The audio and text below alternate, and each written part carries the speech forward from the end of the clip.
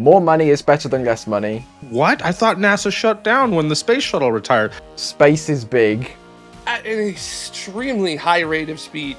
And we could be getting invaded by aliens. Just keep those three things in mind. Good morning. How's everything up in the sky?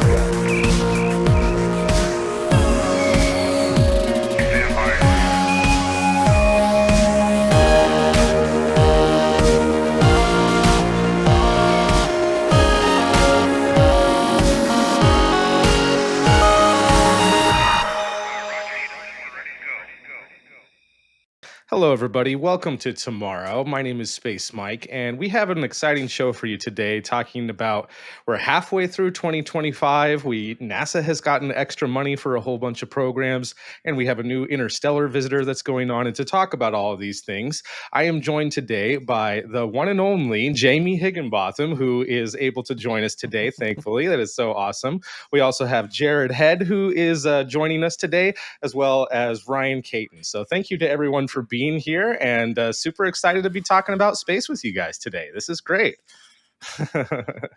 So yeah, first off, I think that I guess we got to talk about this extra money that NASA has gotten, an extra $10 billion that isn't part of their regular fiscal year budgets. This is extra money set aside for these programs. I don't know if NASA's ever been included in one of these types of spending bills that they've ever done before, but it's certainly the first time that I can recall ever seeing this. So pretty wild that this has happened. It feels weird. It feels a little weird, right? Because the White House wants to cut all of these funds from NASA. They wanted to pull out billions and billions of dollars of like science and future missions and whatnot. And now here we are talking about like, oh, hey, let's go ahead and add $10 billion back in. So like, what are we doing here? What's going on? I don't understand. And then I don't know, Jared, like they were like, oh, Jared's not in alignment because of whatever. And now they're like, oh, well, let's add all the, it doesn't make any sense to me. Yeah. Yeah, definitely doesn't make any sense, especially once you get into what this extra money is for, then that's when the face palms start coming. Okay, what is the extra money for? Because I'm not sure I know they're talking about, by the way, this was part of the big beautiful bill, right? Like this is right. And this was signed in. So like they've got this money now, right? Mm-hmm. And the weird thing about this money is it's set aside in an extra way, and it's available for several years. Like some of these things they're funding is on an ongoing thing for several years with a certain amount of money for each year, but it's all available until 2032 with an expectation that all of these missions will be complete by 2034. So it's kind of a weird situation, and I hope that it's kept in separate accounts so that it doesn't get dipped into over the years. Or maybe I do hope that happens. I'm not 100% sure yet, but NASA getting needs to put it into a high yield savings account so they can just keep pulling all the there you go. They need to invest it. That way we have more money for NASA. That would be great. But to split it up, I mean, the lion's share of this, out of this 9.98 something billion, almost $10 billion, is 4.1 billion of that is going to the Space Launch System, the SLS rocket, and specifically for Artemis 4 and Artemis 5 missions. We'd already been talking about canceling the SLS and Orion after Artemis 3, but this all but guarantees that they will continue for at least those 2 more missions. So 4 more SLS missions to go, and they have to happen before 2034. Is that bad? Like, I don't know. Assured access to space? Yeah, I don't feel like NASA should be building rockets, but at the same time, they've got a working super heavy lifter right now. So like, who else does? Right. Well, I mean, a super ultra heavy lifter. There you go. Super ultra heavy lifter. Right. But also none of it's reusable. Like it's God. Man. Technically, eventually in the future at some point, Orion will be reusable. I'll pull you up on that one. But the rest of the rocket, we don't need to worry about that. But Orion might eventually be reusable sometime in the future, perhaps maybe. That's not what I meant, Ryan, and you know it. And maybe it's just because we're rocket nerds, right? So it feels a little sacrilegious to take a space shuttle main engine, an RS-25, and dump it in the ocean each time. Like one of the best engineered amazing reusable engines, and we're like, use it once, it's fine. I don't know. This vehicle makes no sense. And I don't. Is it bad that we're continuing it? Maybe not. I don't know.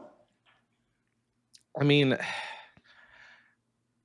if you'd have asked me 10 years ago, I would have said that this is a good thing, but I'm done with SLS and Orion at this point. It has costed so much money.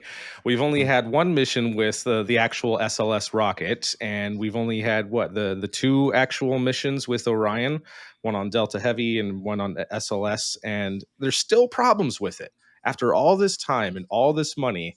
So I can understand the whole argument of assured access to space, making sure that we have a ride to be able to do these things.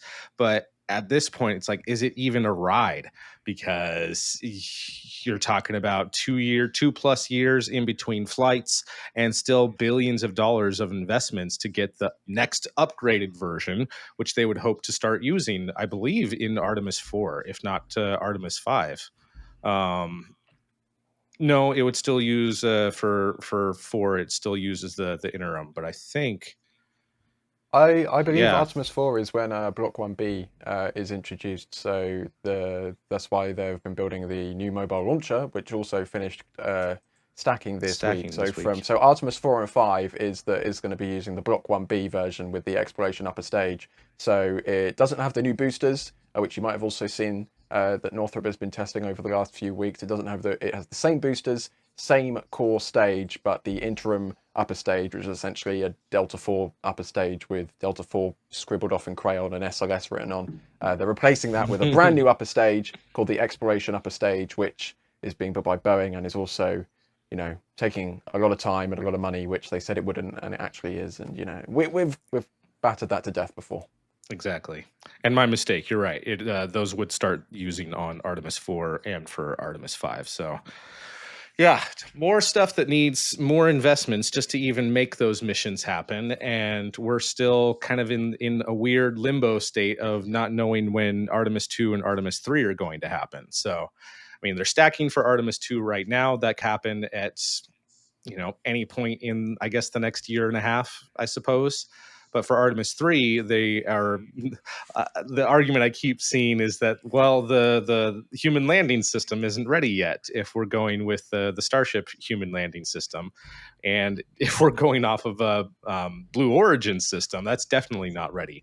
Although they are hoping to do at least a version of that, the cargo version of that, not the human landing system of their moon lander, hopefully this year, which probably means sometime next year. But I don't know. It just seems like neither of those companies would be ready for Artemis 3 either. So I don't know. The whole thing just seems weird. And it's exactly what Ted Cruz wanted, was getting more money for the SLS missions and things for Houston. So it's just a weird situation. Maybe I'm just old and grumpy, right? Maybe this really is great. Well, I mean, why is spending any money in aerospace bad, right? Like, maybe I just need to look at this differently, because we are spending money in space, and when SLS was launching, it did kind of capture the attention of the world a little bit. So is that bad? I mean, yeah, it's really expensive, but sometimes you just need something to just be an aspirational program. And is that SLS? I don't know, maybe. If these missions can actually happen, even though we might be grumpy old men about it, of just like, oh, finally happening, the general public might receive it completely differently, of like, wow, awesome, we're doing this cool stuff, and it could be this great prestige moment. So you're right. Maybe I'm looking at this the wrong way. Yeah, I don't know.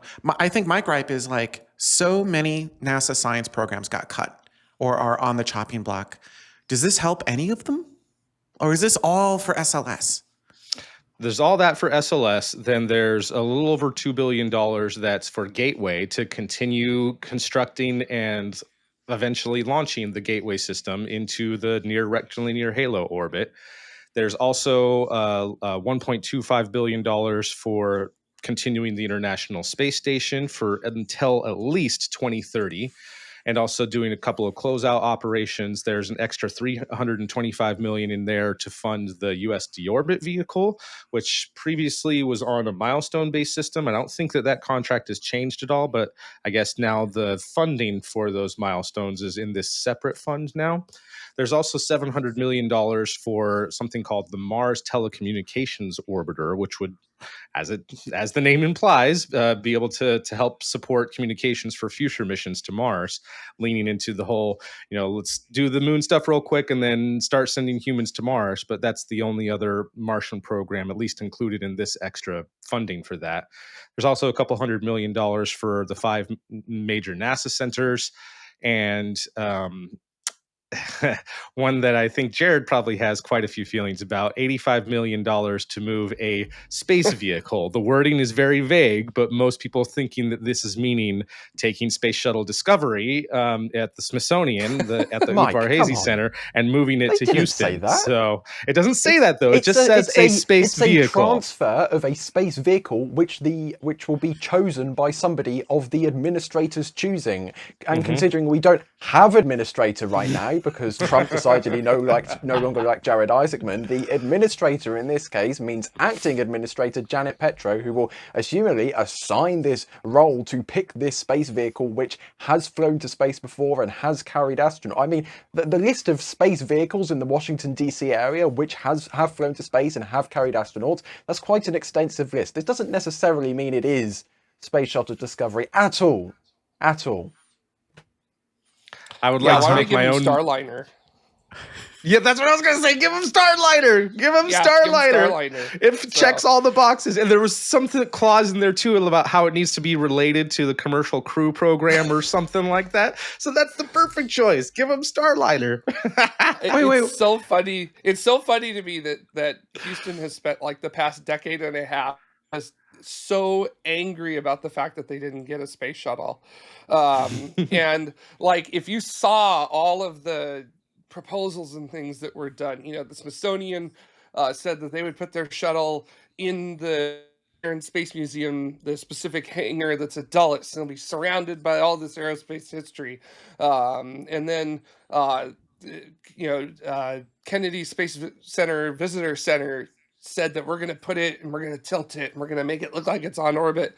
And then the California Science Center said, we're going to set it up so it looks like it's on the launch pad. And we know of places we can actually get actual parts so it looks like it. And then you look at Houston's design, and their design is 4 walls.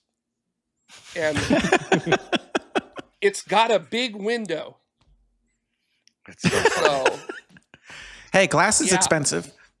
So also my favorite bit too at that time when that was going on, and this will allow me to use my one curse word for the year, was Houston was like, why is Los Angeles getting the shuttle? What did they ever do for the space shuttle program? And we were like, I don't know. We designed and built it, dumbass. So, I mean, other than that, Jared. Also, the approach landing tests and stuff like that were done at Edwards. Oh, it might have landed out at Edwards too, a few times. So, I mean,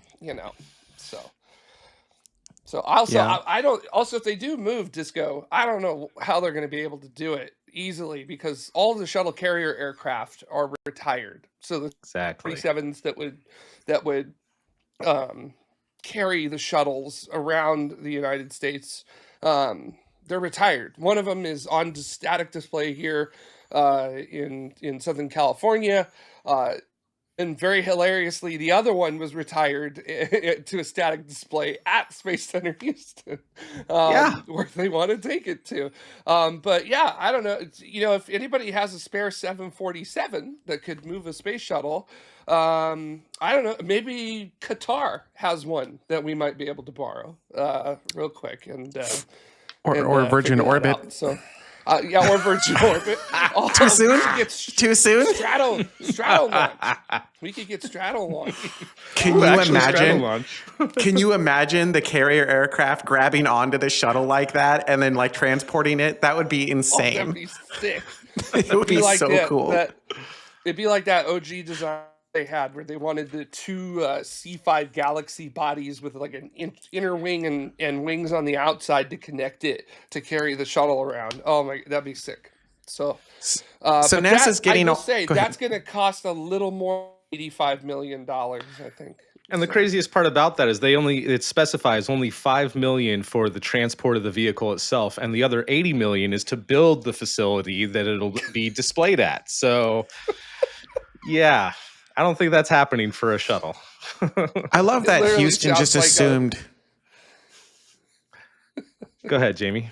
I was gonna say I love that Houston literally just assumed they were gonna get a shuttle because they're Houston, and then like it really was a terrible proposal, and they've been butthurt Yeah. ever since, right? And so they've been doing everything they can to get a shuttle back. But Mike, were you serious in that there is a provision in there that says it has to do something with commercial crew? Yeah, here, let me get to the exact wording here. As far as I understand, it's not the vehicle; it's the destination location, like the destination center of the space vehicle that has flown in space and has carried astronauts, has to be involved with the commercial crew program, which Johnson very much obviously is. Yes, Got that's it. Yeah, involved in the administration of the commercial crew program as described by blah blah blah. I thought the vehicle had to participate in commercial crew because I'm like, that's You're a stretch. absolutely That's right, a yeah. stretch there. No, Yeah. you're absolutely right. I'm sorry, I missaid that. Yeah, no, it's the center that it's going to would be involved with it, not the vehicle would be involved with commercial crew. My bad, everybody. Houston didn't earn this. They had an opportunity to get it. They didn't put forth any form of effort. So, and the rockets that they do have, I don't feel like they're taken great care of out there. I don't think they have earned this at all. And so it's I don't know. I think insulting to the STS program, frankly. But that's just me. And And I have to personally, say- as someone who's essentially helping keep a part of the history of the STS program alive, Jamie, to say that it's insulting is a spot on way of describing it. So like that's a bullseye with the darts on it. So.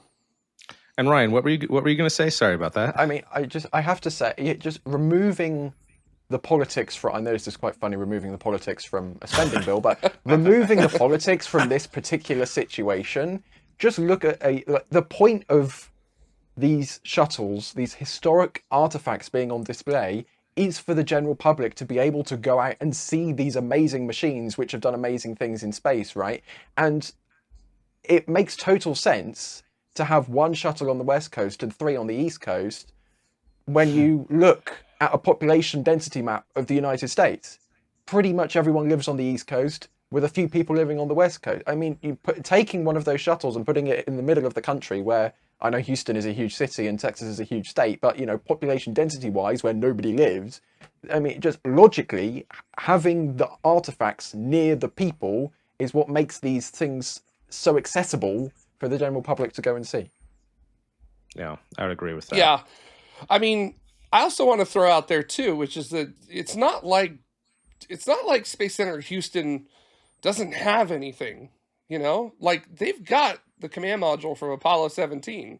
They've got Gemini 5. They've got Mercury 9. This is like They've got a Saturn. they've got a Saturn. They've got Well, hang on. lunar Aren't they the module. ones? Are they not the ones that left the Saturn outside unattended and like just left it there to rust? That was Space Center Houston, right? Or am I mistaken? Right. So they left this vehicle, this icon of like humanity's progress in space, outside to rust, and they're like, oh, also give us a space shuttle? Like, wait, what?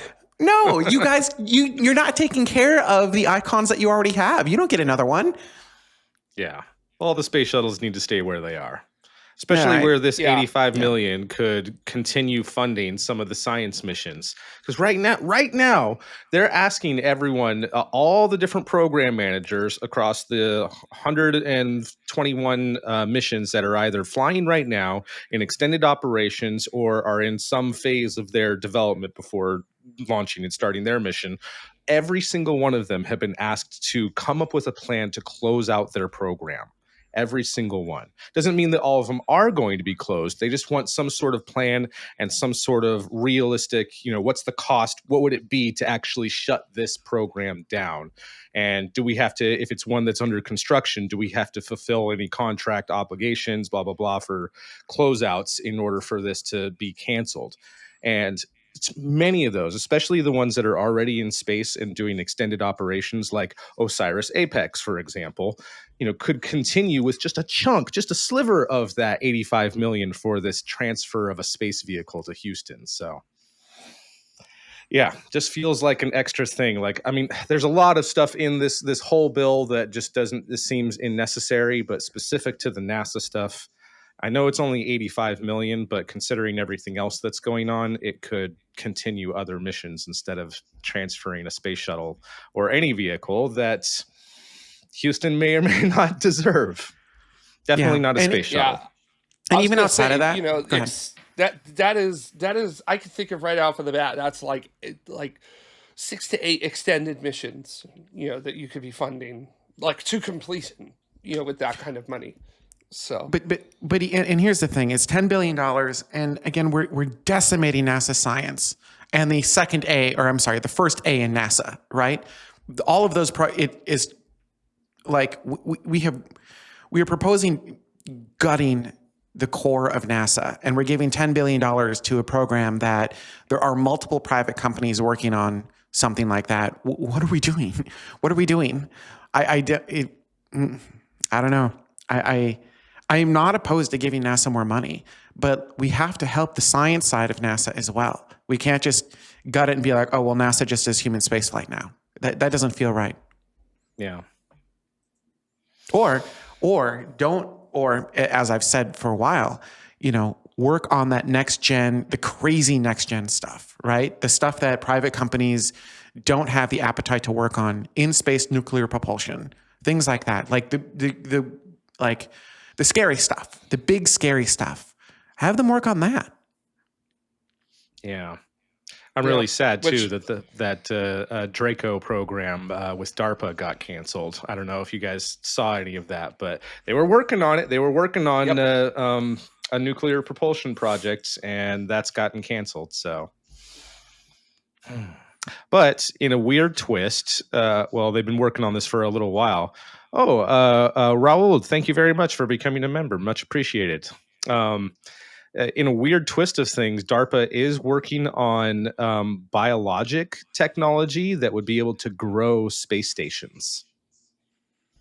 This is straight out of Babylon 5. It's like Vorlon technology. Is that what this is? I'm guessing, like, when I looked into it, it looked like they were working with some sort of like mushroom spore type of thing mixed with like lab meat type of properties to be able to grow a complete structure and have it actually be sealed and vacuum proofed and all that. So that's a long way off. I mean, it's just a study right now that they're doing, but like that's the type of crazy exotic stuff in my mind that I'm like, yeah, I want you guys working on this type of stuff.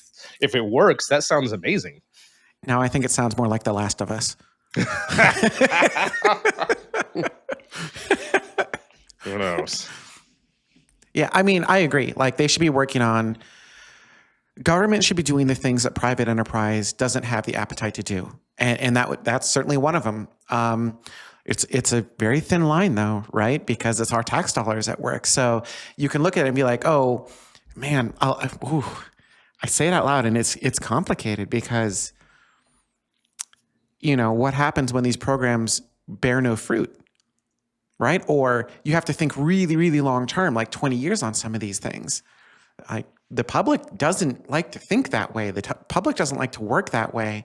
So I can see where this is politically very, very, very difficult. So it's easy to sit here and armchair this and be like, oh, I don't understand why they're not doing this crazy next-gen warp drive stuff made out of mushrooms.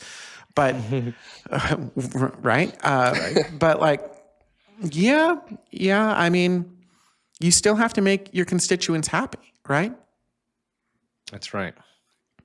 And yeah, I get it from that perspective. And if we didn't have any of these commercial companies, it has to be set up this way in order for NASA to work. Giving a little slice of the pie to all these different states and all these different centers and everything like that. And just from a political standpoint, that's the only way to be able to get senators and leaders and politicians who don't care about this stuff to partake in it and vote for it by giving them a little slice of the pie. Like it's frustrating as it is. It almost has to be set up this way in order for NASA to work with taxpayer dollars and all these politicians involved. But at the same time, now that we're in this timeline that we have all these alternatives and crazy things going on, it just seems like such a waste. Especially as you brought up, Jamie, it hasn't been bearing fruit. We've already spent $46 billion plus on just these two programs alone, the SLS rocket and the Orion, and only flown once. So I'm just frustrated at this point. Sorry. Yuri brings up a good point to kind of close this out because I'm complaining about the science budget, but Yuri does say the budget proposal is still a proposal, and that proposal is from the White House. Like the White House doesn't get to actually dictate this, so Congress can save the science programs in NASA. That is still an option. So just because there's $10 billion appropriated in the big beautiful bill, does not mean that the science program at NASA is actually decimated yet. We'll see. We'll see what happens. But, And I was just about to say, with the way things have gone this year politically, kind of watching the waters of how Congress critters have been responding to things like that. It has been a very big year of, I don't like this, but I'm going to fall in line. So it would be nice to see the Congress critters, kind of, step out of line and go another way with this. But it's been seeming that no, everybody has been deciding that for the first time in its history, NASA is going to become a partisan issue. And it's just like, it's, just with me talking to people who have worked at NASA and continue to work at NASA at the moment, they're all kind of shell-shocked and have the lowest morale they've ever had in their careers, simply because that support that came from everybody, even though budgets may fluctuate and other things like that, it's just not there anymore. It is the consistent bipartisan support that NASA had for almost 7 decades running has evaporated overnight, and nobody really knows what to do at this point. So, Jared, you work with a lot of the public. Are you saying that is true in the public as well? Like the people who are going up to the places that you work, their tune on NASA is changing, or is it really just in politics that it's changing? It's in like politics, the political leaders. It's just the political leaders. Yeah. What about the general public? Has it trickled down to general public? How do I gently do this? No, don't be gentle. How do I talk about this without making certain avenues of the internet upset? So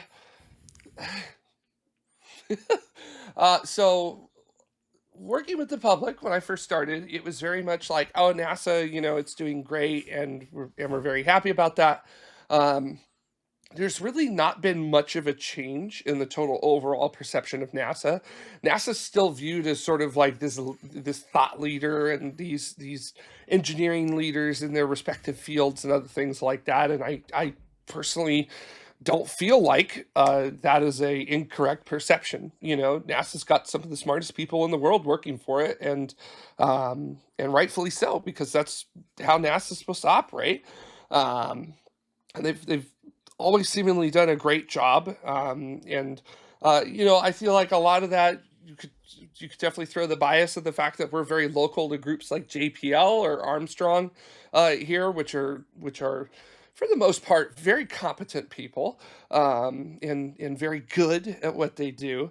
But the public overall has a positive perception that NASA does very well when it is not being interfered with. And the current things, so in the past 18 months, there has been a real flip in public perception of spaceflight, for better, for worse.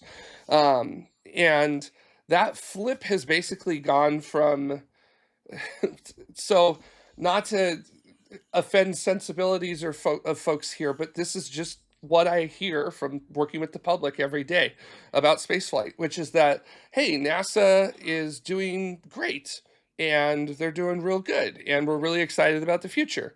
And now the perception is NASA's doing great and we're very excited about the future, but private companies are really not doing very good. And we're questioning a lot of the inclusion of them in this. And like, it's very touchy to try to talk about NASA in some respects, like with private work.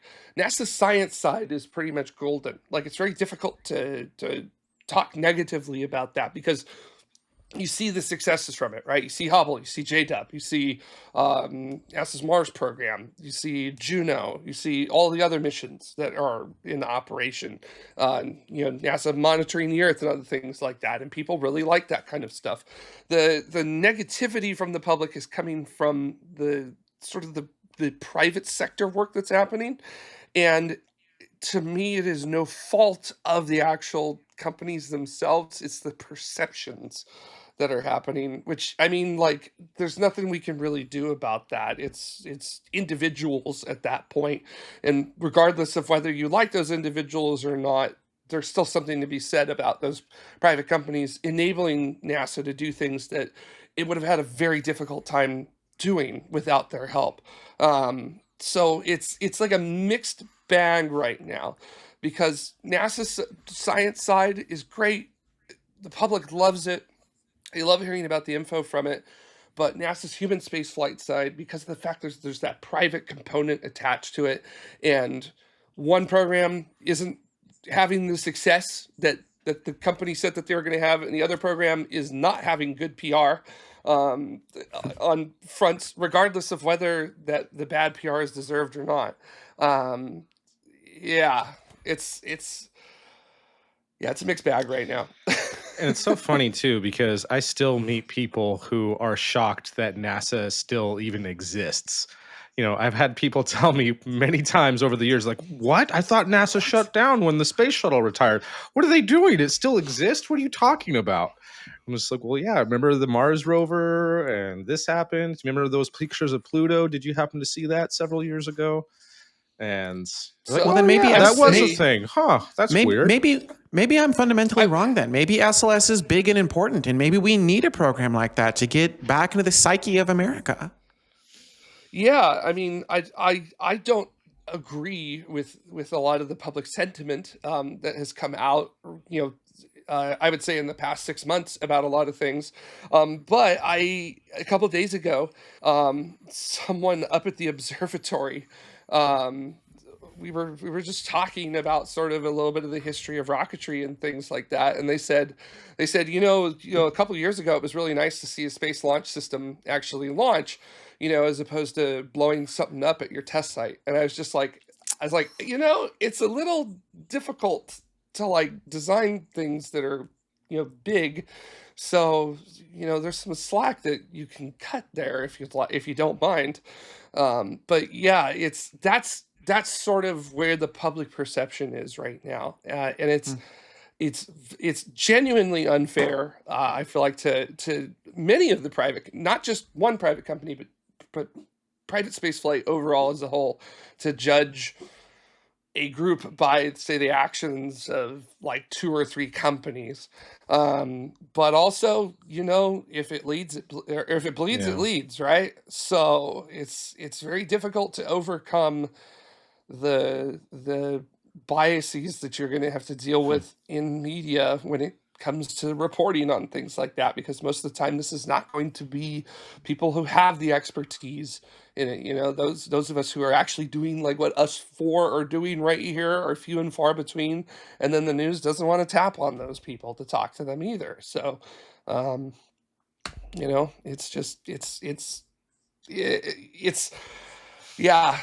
it's tough times for spaceflight right now, simply because that positive sort of view of space flight has unfortunately eroded over the last year and a half. It's not gone, but it's definitely got some stains on it at the moment. And as to whether it is deserved or not, it doesn't matter, because the public will make up their mind as they want to, depending upon what info they're fed. So I'm going to say words I didn't think I would ever say. Maybe Blue Origin has the right idea. No, As really. in- I mean yeah, it. no, I They understand. like what way? they've nuked their test stand.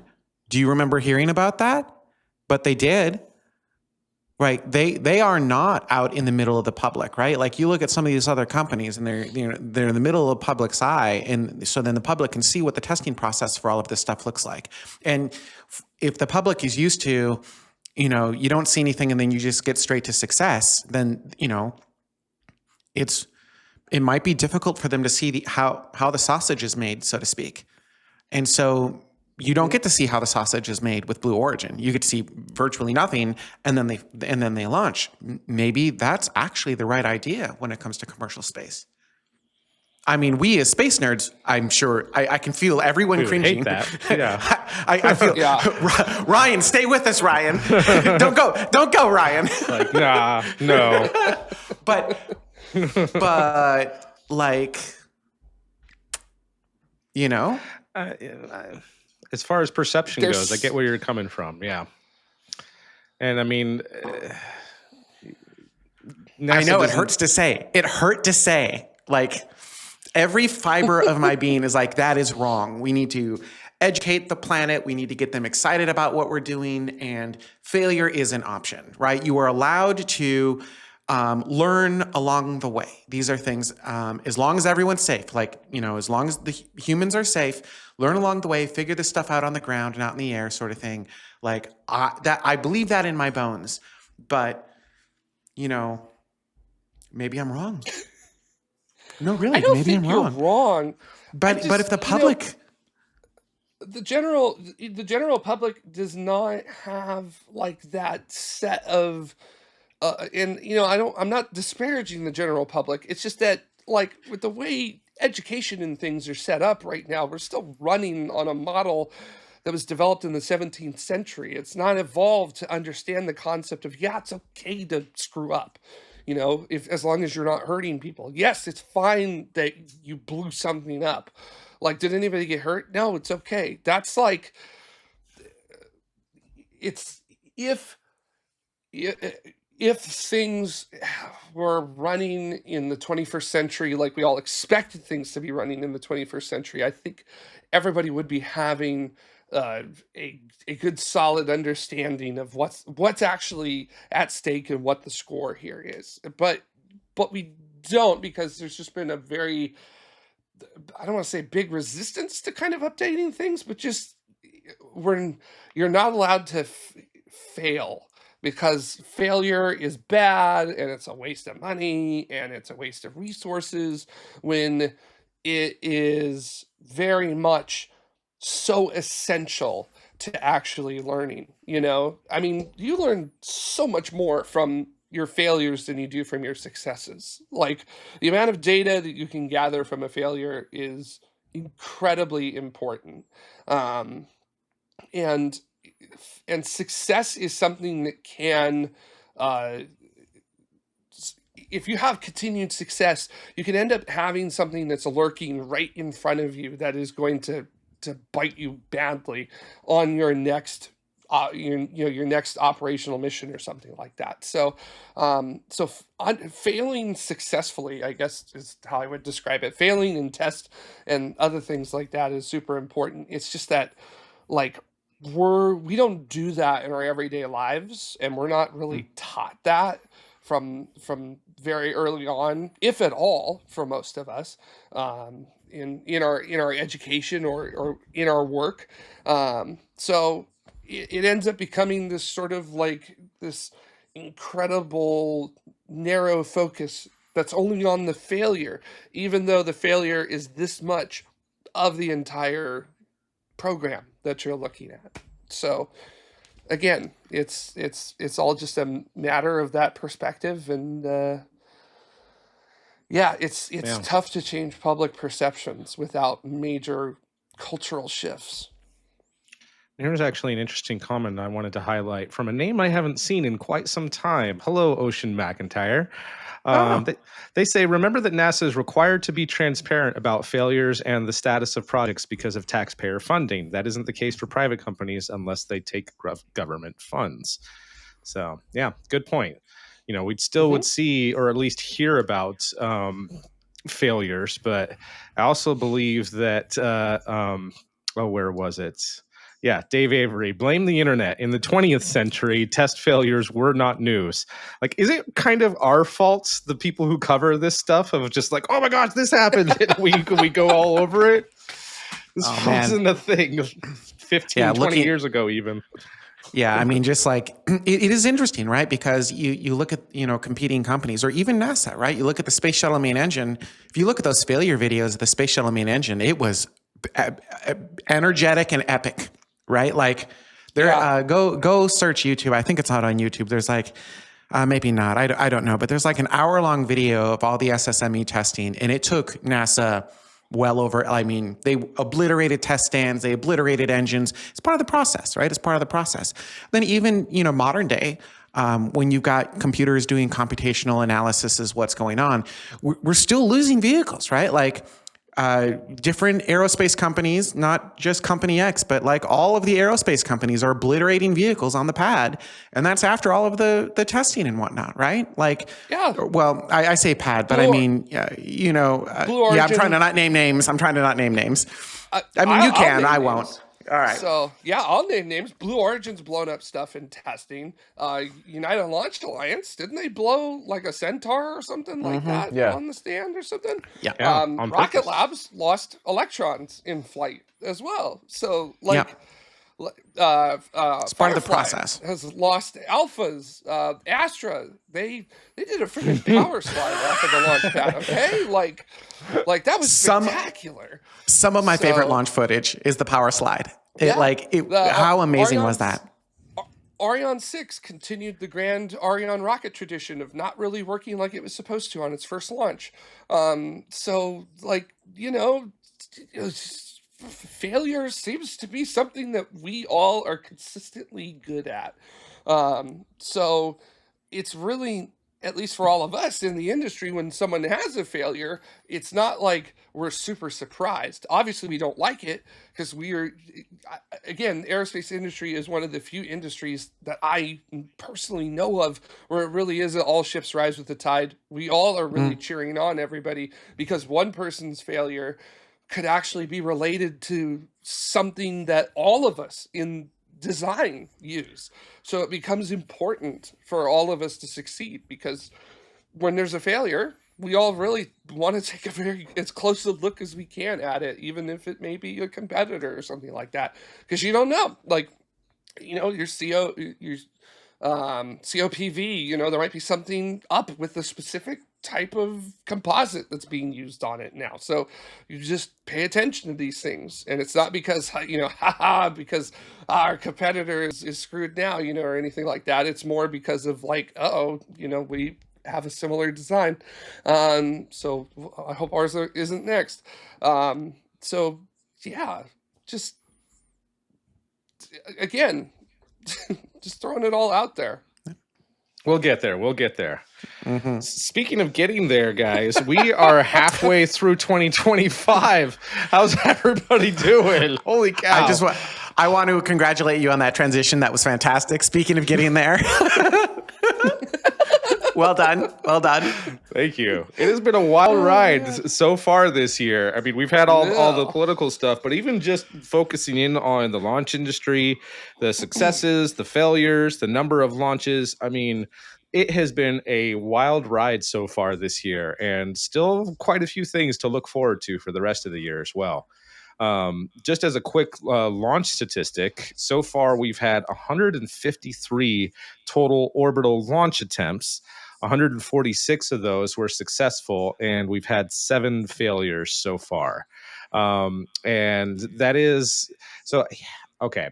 Are you including experimental vehicles in that, or is that operational vehicles only? I am including experimental vehicles, although I just realized I need to minus that by 3 because all the Starship launches aren't orbital launch attempts so far this year. So actually, we've only had 150 orbital launch attempts, 143 of which have been successful, and we've had 4 launch failures. That includes the Spectrum rocket launching from Norway that's unfortunately failed on its first launch attempt, but it was beautiful footage. I actually like to think it demonstrated point-to-point capabilities from the launch pad to just next to the launch pad, but we can talk about that one on another occasion. That was a really good one, though. And such a beautiful launch site. I can't wait until they have more launches from Andoya there, because that was such a beautiful site that they are launching from. And on their next mission, they supposedly have like 5 customers that are going to be launching small, I'm assuming small CubeSat size stuff, but they've already got customers for their next one, even though they're still in their experimental phase. So kind of cool to see that sort of stuff. Obviously, most of these launches have been from SpaceX. There have been quite a few from China as well. And coming up in number 3, right now, the second most highest launch cadence of all of the private launch companies is Rocket Lab, which is just crazy that they not only are beating out United Launch Alliance, but a whole bunch of other countries in the world as well. So, congratulations. I know they've only done 10 missions so far this year, but that's more than Russia. So they're doing really good.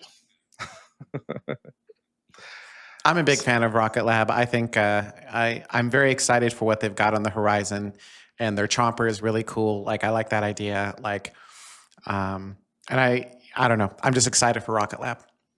Absolutely, me too. And I'm really curious to see how things are going to play out with their satellite business.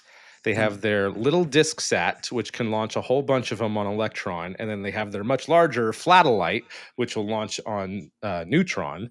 And it doesn't seem like they have any ambitions of their own to do a Starlink competitor, but are making these available for others to use, either to do internet connectivity type of stuff or to do other types of things, like how Starlink can be used for Starshield to put other instruments on it. And yes, that's for military purposes, but you could if you have a small instrument, you could put it on these types of things and get your whole fleet going in one go for whatever type of operations that you are doing, whether it be meteorological or synthetic aperture radar, or maybe even stuff looking out the opposite way of, having small type of commercial telescope fleet and all sorts of things. And I'm really impressed with them. And Jared, we've been talking a little bit about how we want to do a really good rundown on how is Rocket Lab kind of more of a space agency now than they are a space company, because they kind of offer everything at this point. Yes, that's right. You can roll up at Rocket Lab and they'll be like, here's our brand new beautiful bus that you could use, and we've got our own services in which we can downlink your data and get it to you. Do you want to stay in Earth orbit? Which orbit do you want? Low, medium, high, lunar? They're and eventually heliocentric, and then even planet specific, as they are very much pushing forward with their own private mission to Venus. So they're very much on the up and coming in terms of maybe becoming a private space agency, which is something that I really have never thought would be possible, but here we are discussing it. Yeah. Peter, and we've had Peter Beck on the show before. Check out previous episodes we've had where we've interviewed him, and he's a very interesting gentleman, and certainly the kind of person who would quietly implement something like that. I don't see it outside of the realm of what Peter Beck would do. So he's sort of like the anti-Bond villain, like, you know what I mean? Like, he's got this vibe about him, and like he does really cool stuff, but not like in a flashy whiz bang kind of way. He's like kind of quiet about it. So, also, very sorry, as Fazilla is pointing out, sorry, Sir Peter Beck, very well deserved. That's as well very much. on that. So, sorry, sorry. So he's kind of like Q from 007, right? Who makes all the cool Yeah. gadgets for 007, but like, yeah, it's kind of That's a good way. yeah. to Yeah, put it. he's, Yeah. I'd say he's like the Desmond Lewis Q, right? I mean, that the was most OG Q, if I remember correctly. So, yeah. The most encouraging thing to me is how they're working on their own Venus mission in their spare time as like a weekend project.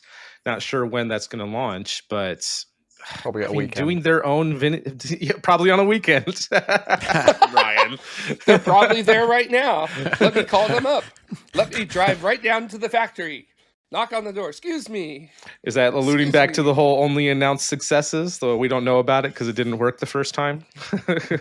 I don't know. No, not But I with mean, the Rocket fact that Lab, they're they've- doing that and working on it and doing it on their own dime Yeah. is very, very encouraging to me. Yeah, just a little flyby, might not even be an orbiter, but doing their own science mission on their own, that's freaking awesome. And I hope that that becomes a trend that continues on, so that even with all the stuff that's going on with NASA, that we can still continue things. Which brings me to another weird point. What do you guys think about Jared Isaacman's proposal to take over missions and potentially continue funding missions with his own money? And yeah, we don't want to put everything on Jared Isaacman, but just that idea of like, can we do that? Do we need to pass some sort of law? Or, I mean, it's already taxpayer funded, but is there a way that we've talked about that for years of crowdfunding stuff, but is there a way that if something was on the chopping block, someone else can just kind of take it over or pay NASA to continue operating it? I don't know. Whether there's the willpower behind that politically, I don't know. But it does, if you like logically, the politicians don't want to pay for this thing. They could sell it and get more money. If they just cancel it, they wouldn't get anything extra, right? They just get zero, but they just wouldn't have that expense anymore. If they sell it, they wouldn't have the expense and they'd get a little bit back. So I don't know. I mean, like in terms of a transaction, surely they would want more money than less money, but I don't know. Thanks, Ryan. I actually Come to my don't- economics class. Yeah. I'll take that class. Sounds fun. Very interestingly, this would not be the first time that a mission would be transferred to someone outside of NASA.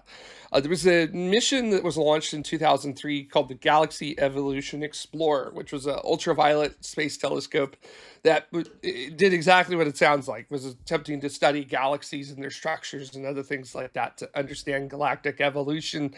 And in 2012, NASA actually kind of wrapped up the mission and then pinged Caltech and said, hey, do you guys want to operate this? And Caltech took it and actually operated it privately as the university for a year before they wrapped things up. So they had, like, if you were at Caltech from 2012 to 2013 and you were a student, you may have actually been sitting in your class saying, okay, here's the data that we're going to gather today on my spacecraft that I want to, use. So it's certainly not outside of the realm of possibility of these things being transferred over to other people. Yes, Missy, that's true. And it's absolutely fascinating. And if it really does happen, then my argument of the idea of like companies are not going to pay for these missions to be done is suddenly bumpkus, and I'm gonna have to eat several hats, starting with this one. Be fine with that. But yeah, there's already kind of a precedent for it. So, I mean, it's just an interesting idea. I would love for things like that, especially if it's stuff that they're planning on canceling, like New Horizons. That's another one that amongst all of the rest of the missions that are being told to close out their operations. And there's at least one more target that they wanted to get to, or have they already visited all the stretch goals for it? Still, they shouldn't close it down yet. So with New Horizons, they are looking with targets. They're looking for targets for it. It's reaching a point where we're probably about 5 to 7 years away from essentially losing contact with it because it does not have its high gain antenna is not big, not really all that big. It's just a couple meters. It's nowhere near as big as Voyager's. So it just doesn't have the power to be able to sustain that. But it would be nice. So I do know, and this is something that Dr. Alan Stern told me personally when he has visited the observatory, which is that before they shut down the mission, they are absolutely intending to aim the camera back at the solar system to do a family portrait. So that's sort of one of his like this is the swan song for New Horizons, is that the last thing we want to do is get that family portrait image. So it's a little difficult because of the way the imagers work, but that's the plan. I do think Plus, they're I also love doing the idea. science. They're doing science out in the middle of nowhere as well, right? Like, that is not a place where there's only 2 other operational scientific vehicles out in that area, Voyager 1 and Voyager 2. And we're shutting down their instruments, shortly. Operational is a also unique probably- definition, but What's up? I said Well, at least- operational is a unique definition because yes, there's still power is active, but they're shutting down instruments left, right, and center. At what point does it just become a flying battery pack?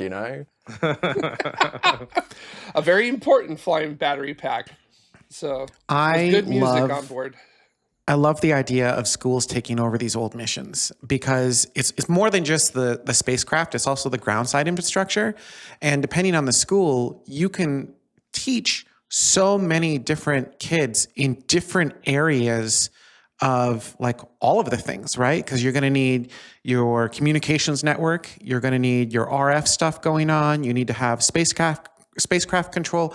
So there are so many different areas of expertise that these schools can then apply to these kids, and they can work on actual real spacecraft. I would have been so inspired by that if I had access to that in school. I think I love this idea so much of just like, a school gets access to when NASA's done with it, or whoever's done with it, the school gets access to it, and then they have to build their own communications network to it, or whatever the case may be. That's hard and expensive, but that's the point. No, I gotta say, Jamie, at Caltech, when they were operating the Galix mission, it wasn't just the astrophysics division that was working with it. Their aerospace engineering group at Caltech was also working with it because everything got handed to Caltech, including operations of Galix. And if you want to operate a spacecraft, you have to have engineers to do it. So they had everybody working on it. So it wasn't just like the astrophysics kids got to play with it. No, the aerospace engineering and mechanical engineering and electrical engineering groups at Caltech also got to work with it as well. So yeah, 100%. Like all of these different groups, and you're working on real life hardware in real life environments with real life consequences. What better way to learn than that? I think I love that idea so much.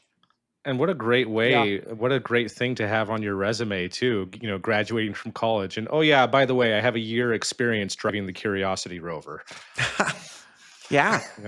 Yeah, absolutely. That's an extreme example, but yeah, that would be super cool. So I'm fully on board with this idea. Schools, maybe even some businesses. Embry-Riddle definitely needs to have access to a handful of things like that. That would be super useful for their programs. ASU, Johns Hopkins, Caltech, MIT. There's lots of great examples that they would be doing some really interesting stuff and already have a little bit of ground infrastructure themselves, to do. They need bigger satellite dishes, but they kind of have a little teeny tiny mini DSN network, at least over at ASU, for way back in the day for the Phoenix lander. They were doing stuff with that. So they kind of have the ability to at least do that with some low Earth orbit satellites right now. So I don't know. I'd be totally okay with this.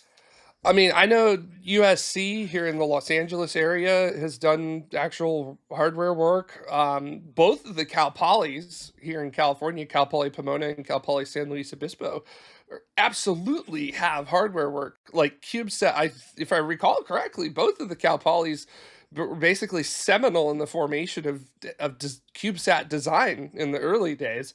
So it's like, again, Weren't they the ones you who know, pushed real hard too for the standardization, so it would all be the same size no Yes. matter where you get it from?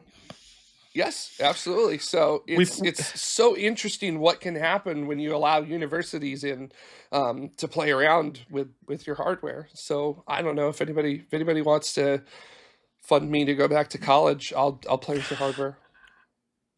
Well, we've kind of gotten a little off track here a little bit. I think we all agree that this is a great idea, but maybe let's ruminate on this a little bit more in After Dark of maybe coming up with a good proposal that people would be down for, namely NASA.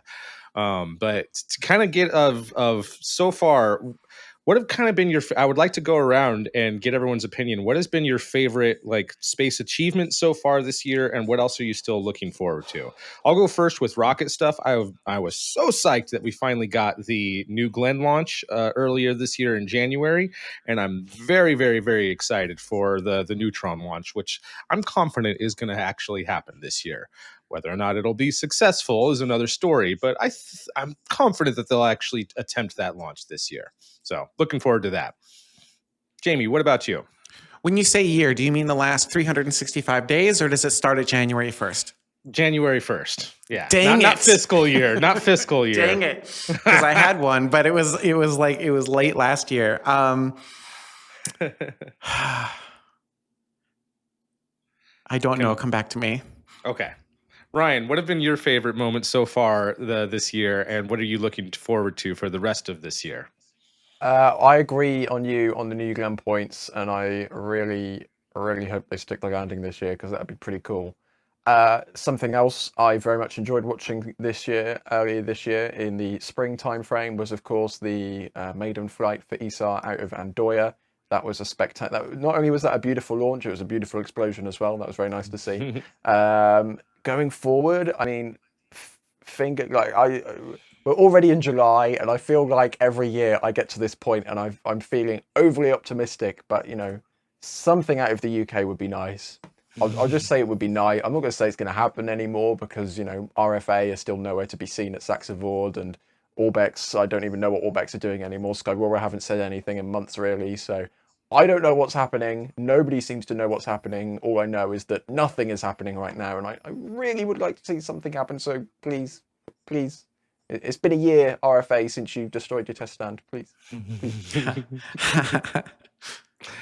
Are we even trying to rebuild it? Please. Okay. What about you, Jared? Do you have any favorite moments? And it don't have to restrict this to rockets. Can be the human space flights, can be the space probes, even the space telescopes. Definitely. Like anything involved with the space industry. Oh man, I can think of three right off of the bat, and I will be quick about it. The first is definitely, I can't remember the folks from Australia with their rocket, and on Instagram they jokingly posted like, oh, so here's the problem. It showed like a cockatoo like pulling on one of the cables at the side of the rocket, and I was like, that's one of the funniest things I've ever seen. Like, what page is the call out for cockatoo interfering with rocket at?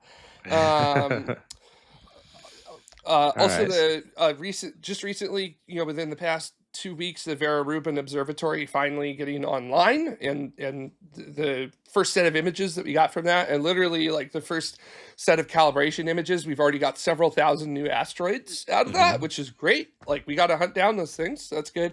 And then absolute favorite so far this year, 100% was the Blue Ghost landing.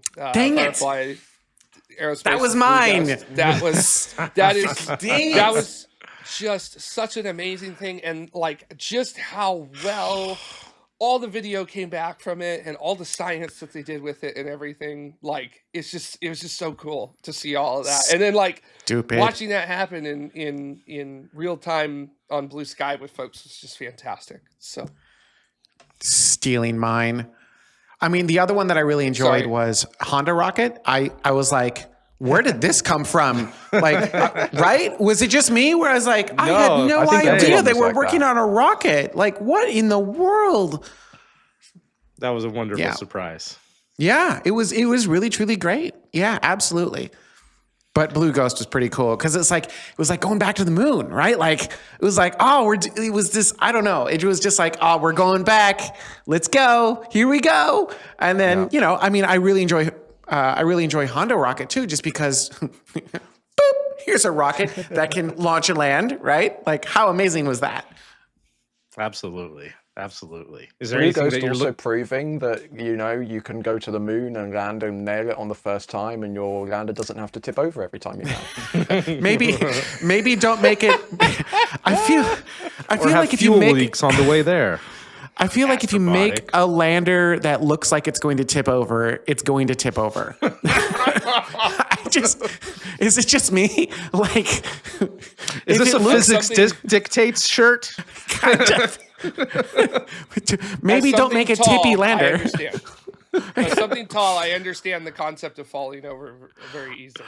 So I love that they made a lander that looked like it was going to tip over, and it did tip over. And they're like, no, hang on, let's try this again. Let's make another lander that will look like it's going to tip over. But this time it tipped over again. It tipped over again. Yep. Yeah.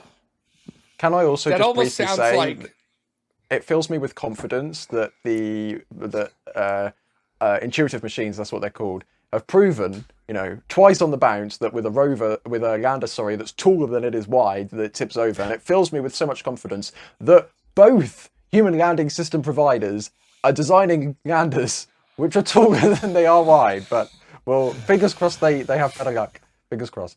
Yeah. The only thing that, like, just as a person imagining myself flying on these things, I kind of prefer the Blue Origin one because I'm so down to make the journey and make this crazy, journey to land on the moon. But once actually landing on the moon, this dummy right here would actually get a fear of heights. I'm like, I don't want to go down this elevator. This is too high up.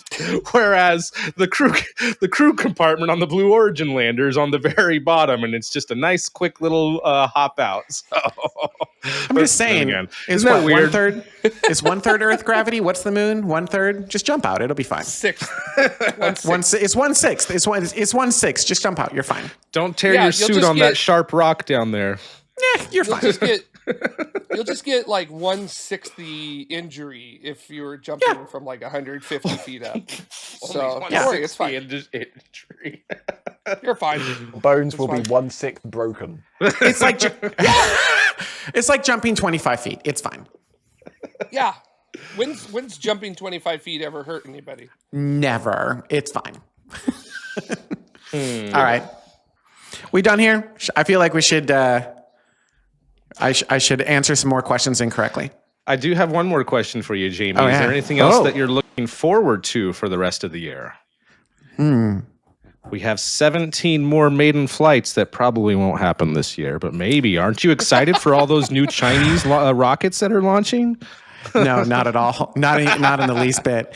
Not in the least bit. I mean, I'm obviously excited for the Starship program to not just make orbit, but also have a second stage, a successful second stage reentry and catch. I think, it's very, very difficult to do this. And so you're seeing how difficult it is to do this. But this is the thing that's going to unlock space in something fierce. And so that, I think, is the tipping point for humanity's migration into space. And so I think we're going to look like...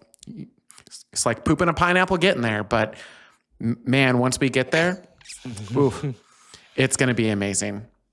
And that's what I'm excited for. And awful analogy. Pooping a pineapple? No, I think it's the perfect analogy, actually. But it sounds so painful. And that's why it's the perfect analogy, Ryan. It's very painful. But yeah, all of this hard work, I mean, stuff is still paying off, though. And Ian, don't say tipping point.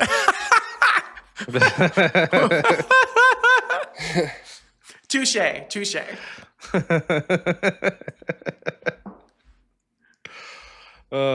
But yeah, I'm super excited for all of these different developments. I hope that Gaganyaan has a test flight this year so that the Indian human spaceflight program can take off. Would love to see more and more developments from Starship.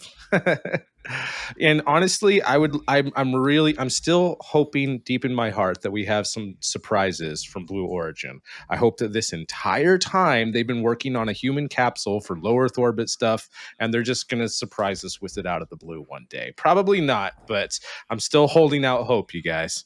And there's going to be other surprises too. I mean, Stand by we for don't know. tomorrow's announcement of the nuclear Mars transfer vehicle or something along those lines. You never know. Right. Exactly. Well, right. actually, we did have one more quick thing that we wanted to talk about. And this is mainly Jared. What the heck is going on? I keep seeing this stuff about another interstellar visitor. Are we being invaded? What's happening? No, we're not being invaded that we know of.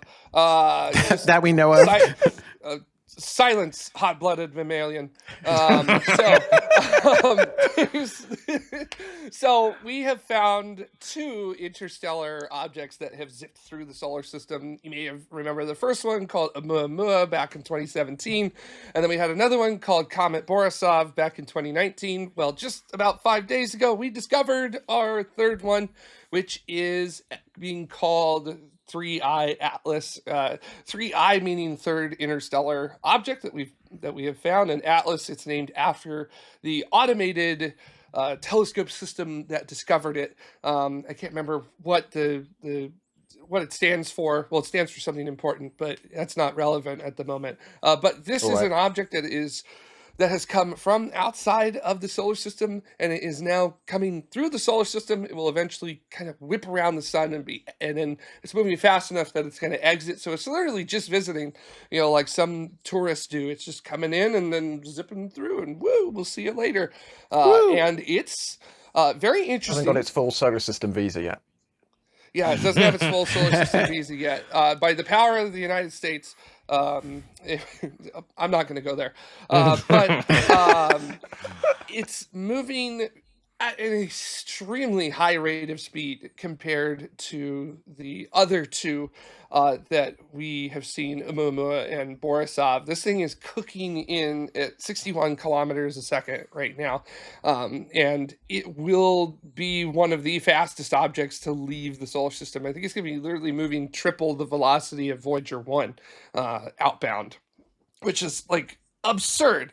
But what's really, really cool about this is that in tracking where it's come from, it appears that it's actually come from very close to the galactic center. Now, that doesn't necessarily mean that it came from the center of the Milky Way and traversed that distance all the way to us just to get flung out in a different direction. But it's coming from the opposite direction that the sun appears to be traveling through the Milky Way. So holy moly, that is absolutely absurd and super cool. And we're going to try to study this as best we can. And a very neat thing is that it's actually going to come relatively close to Mars in October, close enough that our fleet of orbiters at Mars may actually be able to take images of it to help study it. So we'll have to see if we can get more data out of it. So it's nice that we caught one inbound this time. So Oumuamua, we caught it outbound. Borisov was kind of caught in the middle. This one we've caught on the way in. So awesome, good stuff. Very cool. Yeah, the chances are probably extremely low, but how cool would it be if this thing actually hits Mars and melts all the poles for us? That would be amazing. That would be Probably great. not, there was that comet back in 2014, Sliding Spring, that for a second we thought actually had that chance of smacking into Mars, but it didn't. But it did come close enough to Mars that we did change some of the orbits of the Mars fleet that was there to be behind Mars relative to the comet during the period we expected the maximum amount of particles to be interacting. So yeah. I'm excited for that. Mars Reconnaissance Orbiter has the opportunity to actually do interplanetary and possibly interstellar science just by orbiting Mars in proximity of where it's at. So I'm hoping we get some good stuff out of it. All the more reason to keep these missions operational. You never know, and they might have a chance to study an interstellar visitor. Imagine that.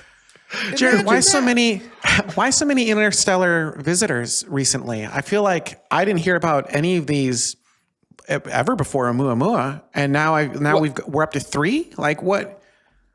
Yeah, 3 in the past, I guess, decade is how I would describe it. And that's simply because we've just gotten a lot better at being able to detect things with telescopes. Bigger, better telescopes. Also, these automated telescope arrays that we use, like Atlas, they've just become, they just basically grab the night sky every night and then dump the data, and somebody goes over the data and checks it out.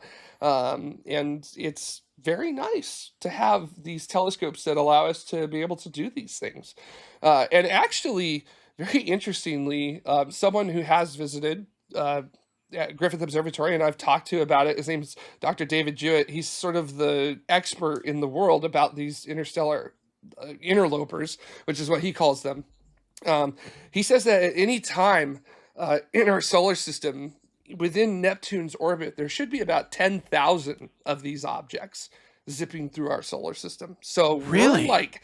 we're technically not seeing many of them. Like we're not even scratching the surface at this point. So wait a second. So are you saying that then this happens just all the time and we are just barely been able to notice it within the past couple of years? Or are we passing through a part of the galaxy where there's a bunch of objects like this, like Trojan asteroids, but on a galactic scale? No, according to Dr. Jewett, when I was talking to him, it is literally one of these things where it's just at any given time, there should be on order of about 10,000 of these objects just cruising through the interior of our solar system within Neptune's orbit. So just because space is big, there's a lot of stuff. These things are not particularly big. Oumuamua was maybe a couple 100 meters in size. They're thinking Atlas is somewhere on the order of a kilometer or 2 in size. It needs to get closer for us to actually be able to really study it that well. But it's nice because it's moving fast enough that by the end of the year, it will already be outbound. So basically late October, early November is when we're going to be at our relative closest to it. And that's when really the good studies will start to come in, or the good data, at least for the studies that will then probably come out next year based on this will come through. So very interesting. Where does the 10,000 figure come from? Like, how do we know there should be 10,000 of these interstellar visitors over in the kind of Neptune-y area, or at least zipping by Neptune? Sort of a approximate average. So we can look at the total number that we have discovered over time. So 3 in a decade. And then we can extrapolate that to sort of like, I don't really know how to describe it other than like 1 cubic Neptune orbit's worth of space. Like that's the only way I can think of to describe it, because that's a big amount of space. And also we can speculate as to, based upon the brightness of these objects as well, as to how many we should expect to be seen, and then based on that rate, figure out how many are actually present. A lot of it's just because of the fact that these things aren't particularly big, tens to hundreds of meters in size. And then if you look out, if you have asphalt anywhere near you, like your road, just remember that these things are an order of magnitude or 2 darker than that asphalt is. And then they're hundreds of millions, if not billions of miles away, and we're trying to see them. And that's like tough. So, yeah. So more space-based observatories. Yeah, that would be great. Something like NEO Surveyor, the infrared space telescope that they want to launch, which would just be dedicated for hunting near Earth objects and other things like that, would be really, really great for that.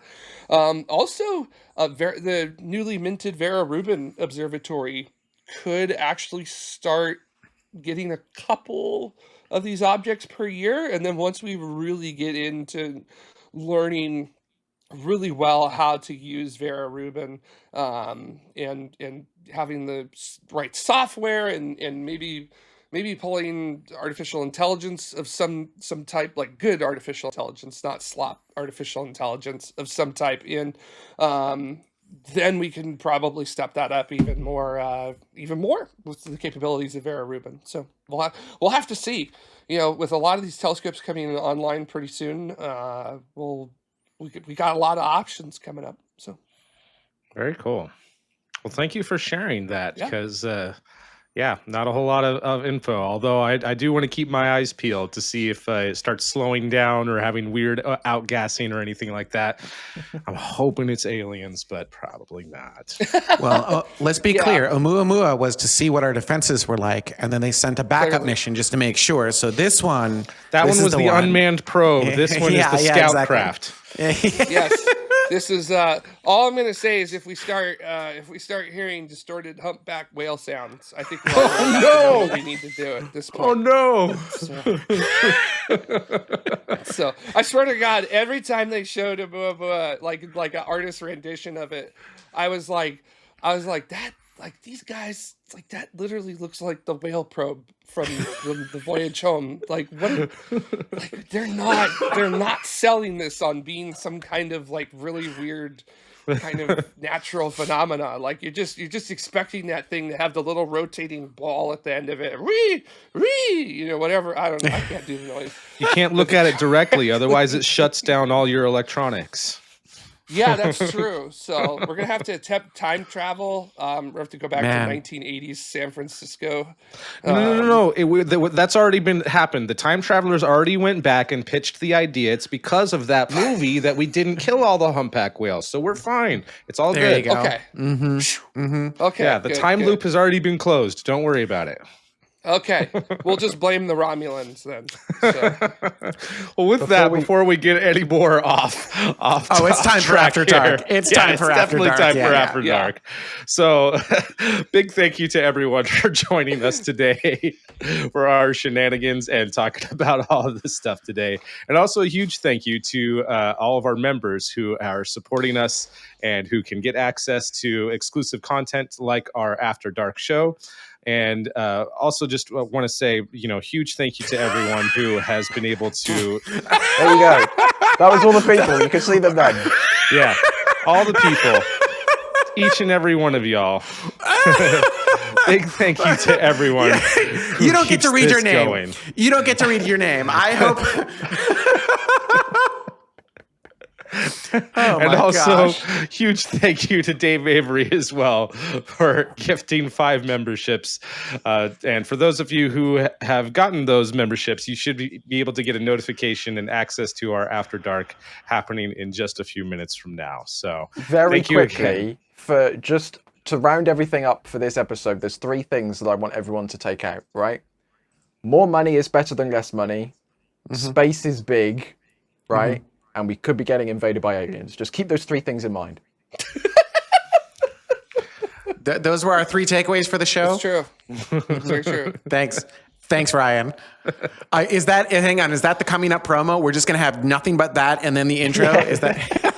That's actually not bad. That's not bad at all. All right. Well, thank you, everybody. We will see you in the After Dark in just a few minutes, and we'll go from there.